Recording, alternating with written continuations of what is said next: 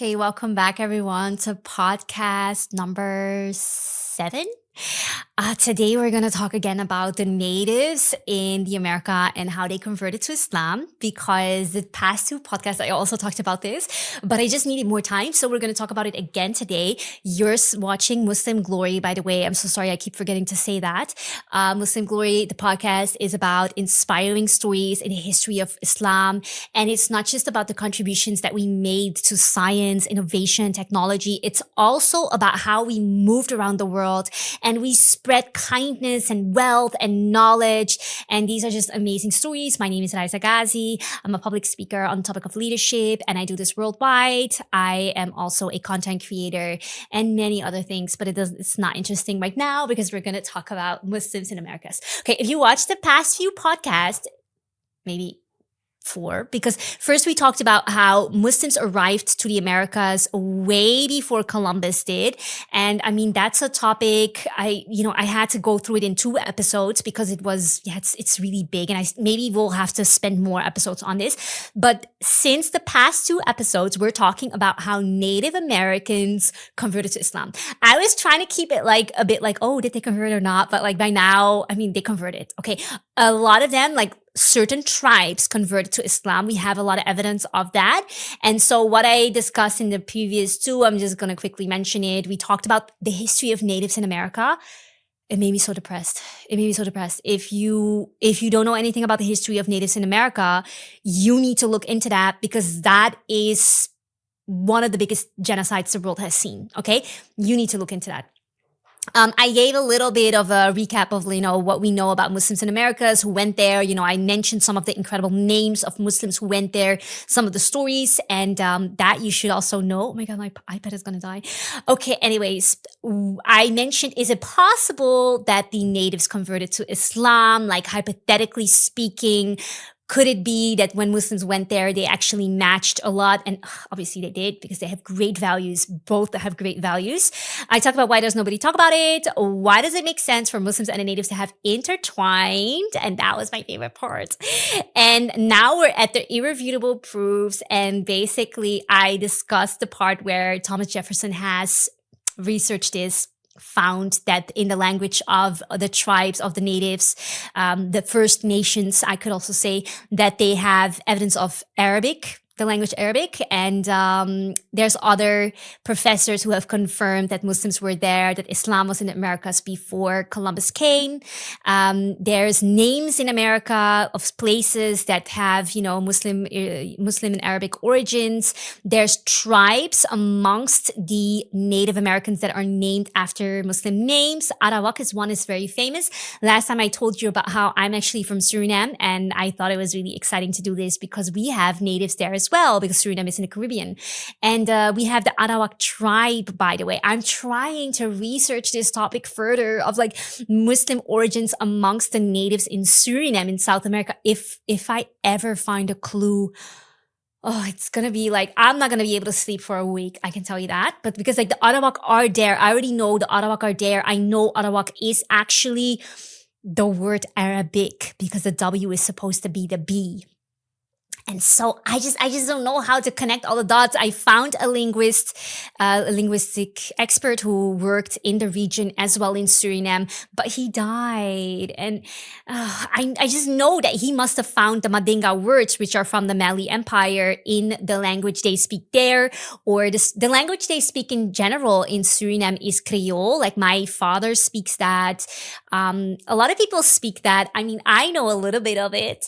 But it sounds very like, rough on a woman, I think. But I kind of think it's really cool. Like the way Rihanna, for example, speaks, that's how they speak there. And it's funny because sometimes people say I'm kind of ghetto. Like I've had people here in Dubai say that to me, that the way I speak is like more like, bit like, Black people from South America. And I always felt like, sorry, but it's just because it's kind of like my culture a little bit, like I'm a really normal person, but that's my roots. I really love my roots, but I guess that it's not really easy understandable for everyone. Anyways, that's what I wanted to tell you. I told you about how they taught the natives the Bible in Arabic because actually that's what the native tribes in Canada spoke. So the missionaries, they actually used Arabic to teach them the Bible. That's crazy. Okay. Anyways, Al-Idrisi wrote about it that, the natives spoke Arabic, and he's obviously a very credible source. I've also mentioned that. Then we got to the part where I was going to mention that there are still Cherokees alive who actually maintained Islam, which is very hard because I told you they killed almost all the population, not almost all, like they killed let's say 100 million people, which is a lot. And so for a people whose, information is being transmitted orally, they lost a lot of information, in the process of, all of this. And, basically Mahir, that's his name. My iPad is almost dying. Mahir, he wrote a lot about it. I was trying to get an interview with him, but it's not been successful yet. And basically he's from the, I think it's called the Blackfoot Cherokees. And I think it's also mentioned something else, but he is at least from the Cherokees. And basically, he spoke a lot about in his accounts, because he has written about his background a lot.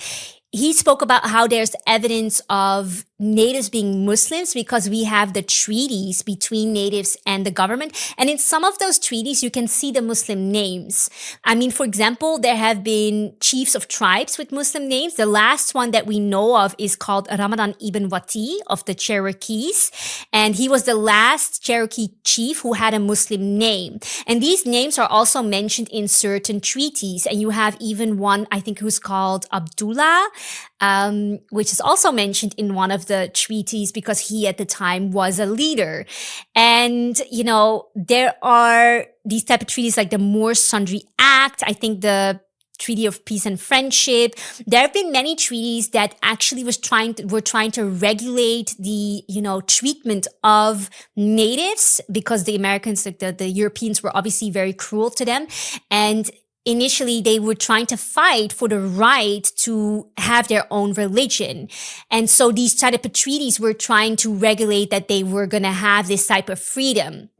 But what happened is actually, I think it was in the year 1905, they actually took away the right for Cherokees to practice their faith officially. It had officially been abolished. The Cherokees could practice their faith. And what's really interesting is that Cherokees were also one of those tribes. It's actually the biggest tribe who were Muslims. There were a lot of Cherokee Muslims.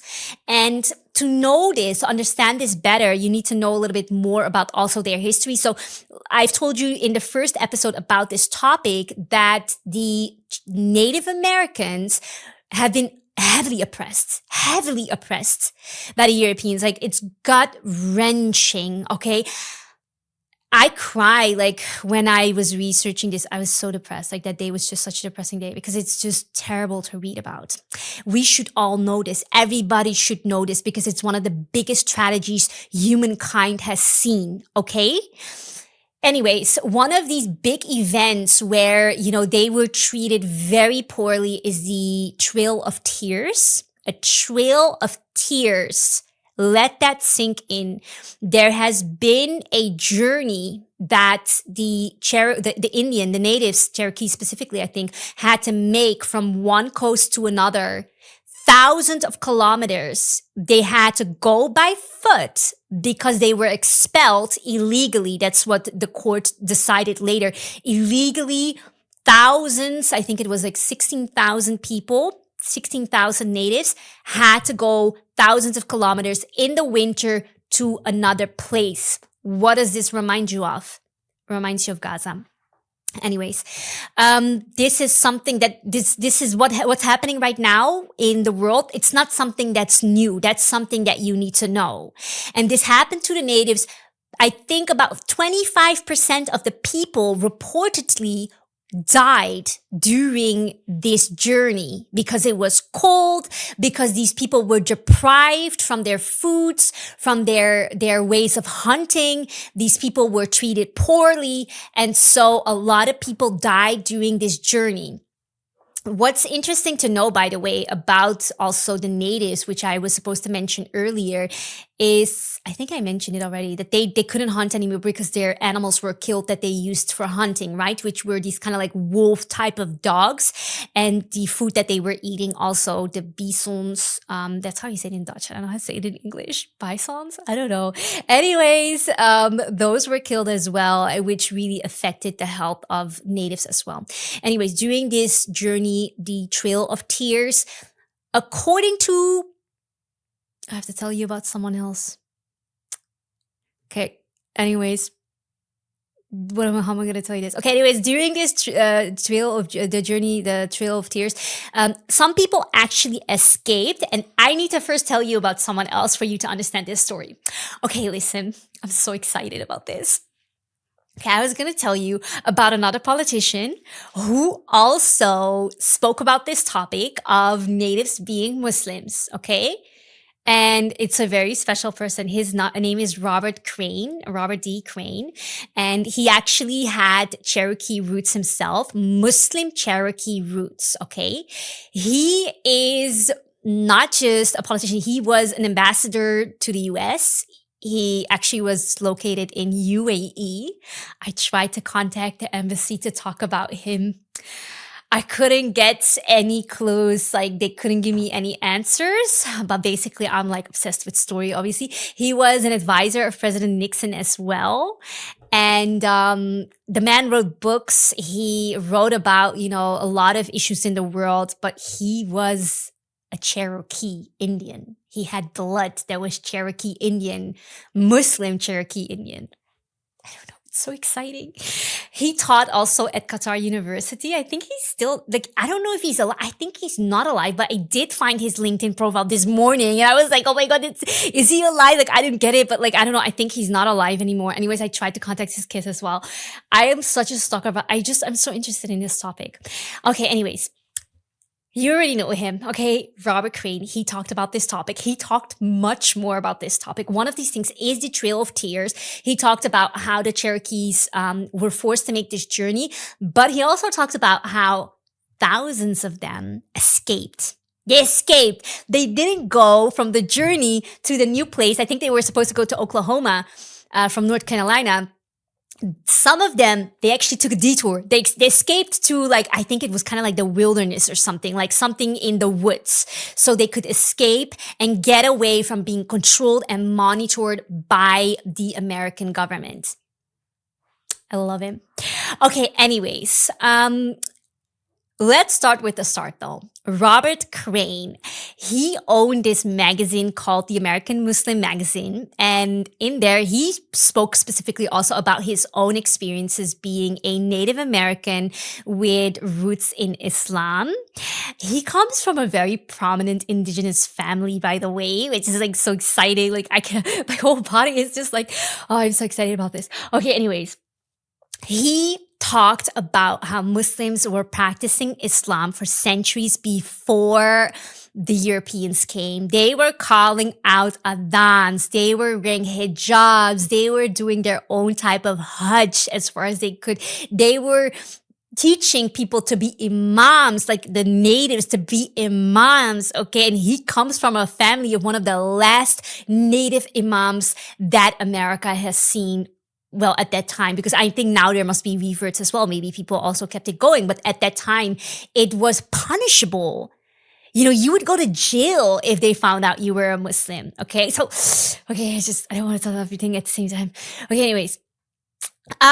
His story, this article that I read by him started off with him explaining that one of the biggest events in, the history of natives was that there was a museum opened. I think it cost like $250 million to open this museum where they tried to represent all the different tribes, all the different clans, small, big. They tried to give room to everyone, in a way also to kind of like make up. I think the America were trying to make up for what they did to them, like is if you could do that, but okay. Anyways, they were trying to do that, and he was, I think, very positive about it. But what he did say is that a part of history was missing in this museum, and that was something that I thought was so exciting. And okay, basically, it's opened in Washington. I cannot wait. Inshallah, I can go sometime. I don't want to go to the US basically because I don't want to go there like. I've gone to the US before. Like I used to vacation there every year with my family. And after 9/11, that was basically like torture because like we always had to like, we were always treated, I specifically was always treated like I was, like a terrorist basically because, like part of my family is not Muslim. Part of my family is. And so I have the Muslim last name together with like other family members, obviously on my dad's side. And so, but I would always travel with my mom's side or friends who were not Muslim. Like the last time I went there was actually my friends. They were not Muslim either. And so then they always catch me out of the group. They always take me because like they know, obviously I'm the one with Muslim roots. And it's always been like, when I was younger, I thought that was really traumatizing. When 9/11 just happened, I thought it was a bit traumatizing how they would do that because you felt embarrassed. Like, I always felt so embarrassed. Like, did I do something wrong? It's something about me that's making people angry and they're like so rough and so like, ugh. So anyways, I don't like to go there anymore, especially after they had the Muslim ban. I was like, I'm done. But anyways, if I can go to the museum, I'll go immediately. I don't care if I have to do all the whole border thing. It's fine with me. Okay, anyways. What he thought was a shame about the museum, and obviously I think I'd be disappointed too. Maybe I shouldn't even go because basically they're not going to talk about Muslims, about the Cherokees being Muslims in the museum. Okay, so this is called the what is it called? The Museum of the American Indian, and it's opened in a national mall in Washington, D.C. If you're there, you can definitely go. But basically he mentioned that they didn't mention anything about some of the natives being Muslim. And so that's a shame. I don't want to go there. Nah, I'm not going to go there. Why would I go there? That doesn't make sense. Basically, he said, hopefully, one day they will give attention to another native history, which is about the great book that came from the East, which is the Quran. And so that's what he says. That's where the Cherokee religion came from. It's from a book from the East, a great book from the East. And so he's talking about if they have this expensive museum where they finally want to admit all the atrocities they committed, but they don't want to talk about the fact that also natives were Muslims, then there's a part missing. But I'm going to talk about the part at least as much as I can. Inshallah, I will not make any mistakes because obviously, like, I'll tell you one thing. After I read like all about the horrible things that have happened to the natives, I felt really like I have to be really careful because like these people have been wronged, like there's been stories made up about them. They're just completely false. Like the way they've been portraying natives is like they were highly uncivilized. And I just told you, when the Europeans came, they found a highly civilized community of people with architecture and laws that were of high civilization. So that's not true, but they've been portraying them purposely as like barbaric, kind of like animal-like people so they could justify taking them out. And that's also a thing that made me feel like, I have to be really careful because I absolutely do not want to do them wrong. I respect them a lot and I do not want to say anything wrong. So I am a little bit like, I was a bit afraid even when I was preparing the podcast, I thought like, maybe I shouldn't do it. Maybe I shouldn't do it because like, what if I say something wrong? What if I use a wrong term? Like, please forgive me. But okay, inshallah, I asked Allah to guide me. I asked Allah to like not make me say anything, like help me not say anything wrong. And my goal going into this is to give more attention to what has happened to them and to also expose the way that they've been treated, because this is a pattern that didn't just happen to them, but it is something that's still ongoing now. And I thought something was really interesting about this story because the way that indigenous people have been treated in the Americas was an inspiration to, you want to know who? To Hitler. Hitler looked at the way Black people and indigenous people were treated in the Americas, and he was inspired by that. He wanted to learn from that. And that should tell you everything you need to know about how they were treated. And what's really interesting, though, is that when Hitler was finished, you had Operation Paperclip. I don't know if you've ever heard of it, but it's basically the reversed admiration on the side of the US, where they admired the way that Hitler took out all these Jews, and then they took all the Nazis in and granted them asylum. The US granted them asylum because they were like, hey, you know what? We can learn from that. And they infiltrated the government in the US. And so every conflict that's now taking place in the world where the US is involved, I'm so sorry to say it, it's very controversial, not controversial, it's very sensitive to say this, but every place where the US is involved in conflict, you have to understand the going back and forth of admiration. Hitler learning from the US and how they mistreated indigenous people. How the Americans then looked at Hitler and his tactics and they said, hey, you know what? Please come to the US to teach us more. The Nazis now being in the US, and the US now with their help also implementing these Nazi-like practices all around the world. Anyways. That's not what this was about. But okay, basically I got I get a little bit excited. Okay, anyways, we're gonna go back to Robert Crane. Oh my God, I only have 7 minutes left. I talk too much. I talk way too much. This is supposed to be a 1 hour thing and it's already taking almost an hour and a half. Okay, where did I go? I also lost where I was. Okay, exciting. Okay, anyways, I want to tell you about a clan within the Cherokees, and their name is the Aniyahwaya. And why is this interesting for Muslims to know? Because the Aniyahwaya was actually concerned with preserving the religion of the Cherokees. And the religion at the time, according to Dr. Crane, who was a US ambassador and he was an advisor to President Nixon, it was Islam. They were preserving Islam. Okay? Exciting. Okay, the Aniyahwaya, according to him, obviously they were also being targeted by the US government because the US government abolished in 1905 the Cherokee religion. And if they knew it was Islam, obviously they would abolish it. Okay, it's just so much to talk about. Anyways, they also called the Aniyahwaya the traditionalists, and basically Robert Crane comes from a family of the traditionalists. His great uncle was actually, I think, one of the last trained imams in this Institute of Preserving Islam in the Cherokee community. His great grandmother was one of the last women who actually performed the Hajj they actually made in the US in Indiana. It was it was a kind of they tried to make a Hajj because obviously they were trying to, honor these traditions, the obligations in Islam, but they couldn't actually go to Mecca. And so his great grandmother performed that. Okay, anyways. Okay, this is so exciting. Okay, anyways, what else do I have to talk about?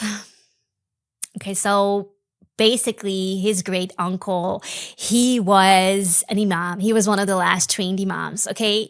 And he was obviously part of this clan called the Aniyahwaya. And what's really interesting is that at some point, it became actually something you would get locked up for. If the US knew you were a Muslim, you would get locked up for that.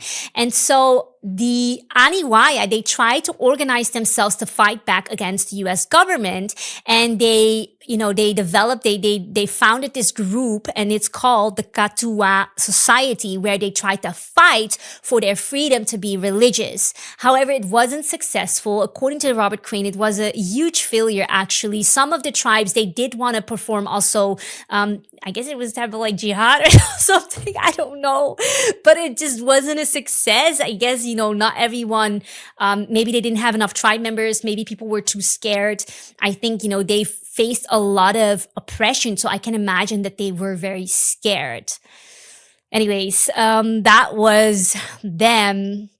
And so he also mentioned Robert Crane. He actually, in the 1970s, went to these, Cherokee traditionalists who were still alive, who were part of like this group of Cherokees who, escaped the Trail of Tears so they could go to the forest or the woods and then practice Islam. And they maintained Islam for a century in that way.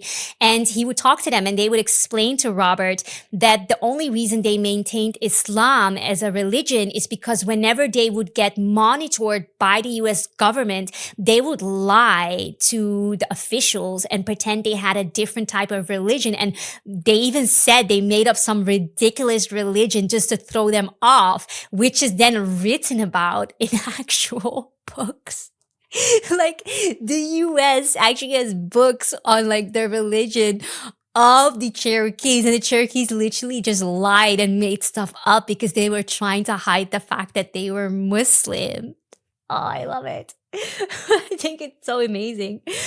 Okay, anyways, what more can I tell you? There's so many things that are so interesting.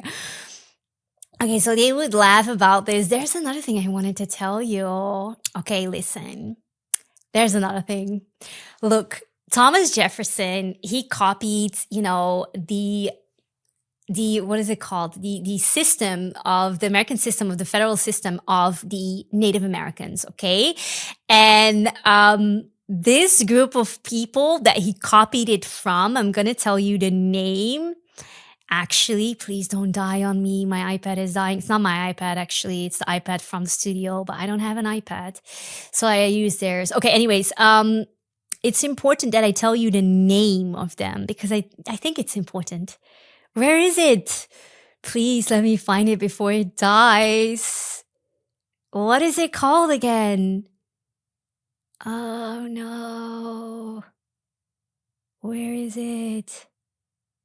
The true religion.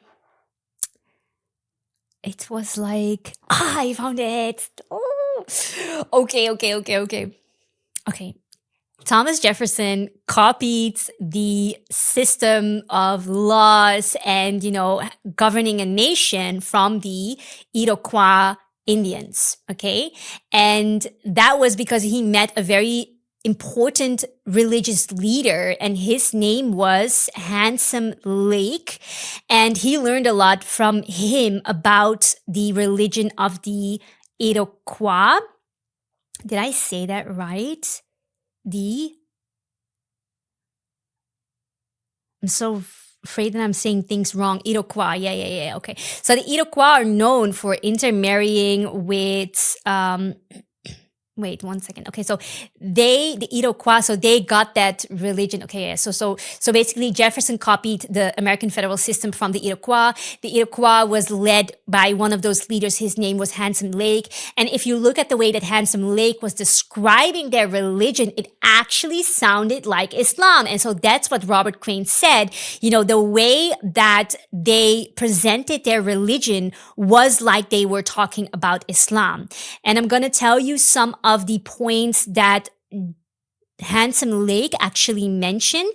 He said, all people came from the same source, a transcendent God, and thus are equal in dignity. Islam 101. All people are equal in dignity, men and women, all races, all religions, all skin colors. Then he said, all religions are legitimate paths to God. That's what the Iroquois religious leaders said, which is what inspired also Jefferson. And in Islam, we also believe that all religions at some point were a divine revelation, right, from Allah, but they have been corrupted. And so, but they believe that it did lead to God as well. Therefore, one should not blame the Christians for not accepting the divine revelation that he was reviving. So he said that about the religion of the Cherokees or the Iroquois, which Handsome Lake was reviving and which he told Thomas Jefferson about. They should follow their religion until they understand that the religion that he was reviving teaches a truer knowledge of God. Also very Islamic. Violence results from ignorance of true religion. Therefore, knowledge is the most powerful weapon against war, and war is almost never the best the best solution to conflict. Very Islamic. You must read, you must learn. And then 4, most important than knowledge is love of the transcendent God, because love is the path to knowledge. Oh, I love it. Okay, basically, I think a few days ago, I actually posted on Instagram this video of a lady who was talking about this whole movement of finding yourself, right? And I just want to say what my friend said about it, because she's a psychologist. And I actually mentioned to her, this is really interesting, because in one of the hadiths, it's mentioned that, the way we Muslims are supposed to find ourselves is by finding Allah. To learn about Allah, that's finding yourself. And so that completely goes against this like new age thing about where we're saying, oh yeah, you need to find yourself, and you just get more self-absorbed. That's not at all the solution. And I asked her, like, is it also mentioned in the Quran? And the Quran tells us to reflect on ourselves. In earth are signs for those assured faith, and in yourselves, then will you not see? Quran 51, 20, 21 first, the first 21, 20, 20, 21. And then Quran 41, 53, we will show them our signs in the horizons and within themselves until it becomes clear to them that is the truth. That is amazing. Okay, so I'm so glad my friend had responded. So that's what the Iroquois preached, and that's also very Islamic. Robert Crane says there's a high likeliness, or he says there is actually, it should be researched further, of course, but the American system could be based on Muslim values. And if you hear these values, the way that this spiritual leader called Handsome Lake was explaining it, those are Islamic values. Oh, I thought that was so exciting. Oh my God, my time is almost up. What can I do? Okay. Let's see. I think this is everything I wanted to tell you about Robert Crane. Okay. He also mentioned that some people were trying to claim the Cherokee religion, who were, saying it had other other Abrahamic origins, like Jewish, for example. But he said that's actually almost impossible, because every prayer by the traditionalist Cherokees started with Ya Allah. Chills. They prayed 5 times a day. They fasted during Ramadan. And so people who don't know Islam, they might say, oh, you know what? The Cherokees were maybe Jewish. They were maybe Christians. They were not. They were Muslims. Okay. I don't know. It's so exciting. Okay. Anyways, this is it. This is all I can say about this topic. I had some interviews afterwards with, other natives as well. And I just want to say they really emphasized how until this day, there's still a genocide going on against natives in America. They are being targeted in terms of homicides, sexual violence, poverty, not having access to food. And I think with everything that we know, I really do want everyone to become more aware of this and to reach out to your brothers and sisters among the natives. Because they are our brothers and sisters. Okay. We need to take them in as our own. And many of them are converting as well. She explained a lot about the police brutality that they're facing whenever they want to speak up about it. She explained to me also how her rituals and her way of living is very similar to that of the Muslims. I know she specifically mentioned a few points which were very, Islamic. I mentioned a few of them already, but she also mentioned about how the Cherokees, or like, she's not Cherokee, actually, she's Choctaw tribe, that they would consider the 7 generations after them in every decision they took, which is amazing. She talked about wudu, washing yourself, how you plant trees and get rewards, how you feed birds, you get rewards. She mentioned that, they believe in spirits. They believe that women should be protected. MashaAllah, these people, they are Muslims. Okay, they are Muslims. Okay, so that's the last thing I'm going to say about it, because also time is up. Oh, this was the best thing ever. I feel like it fed my soul talking about this. I want to thank you for watching podcast number 7, Muslim Glory. And inshallah, I will see you again next time. Please subscribe to my podcast so I can keep doing this. And if you want to become a public speaker, make sure to sign up for my speakoutcourse.com, because we need more people who speak about the history of Muslims, of the world, and the true history of the world. And I wish you all the best, and inshallah, I will see you again next week. Thank you so much.